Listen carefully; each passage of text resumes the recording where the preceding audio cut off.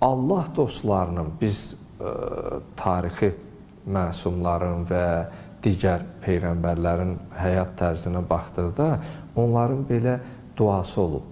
Allahümmə rzuqna indəl mevt əş-şəhadə. Allahım, ölüm anında bizə şəhadət nəsib et. Adam, insan peyğəmbərdir, məsum imamdır, övliya, övsiya, Allah dostudur.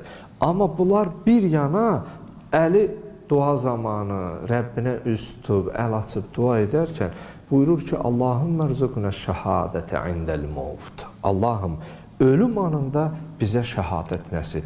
Görün, bu necə bir ali məqamdır ki, bu Peyğəmbər məsum imam olması ilə, Allah dostu olması ilə yanaşı, amma sonda o cür.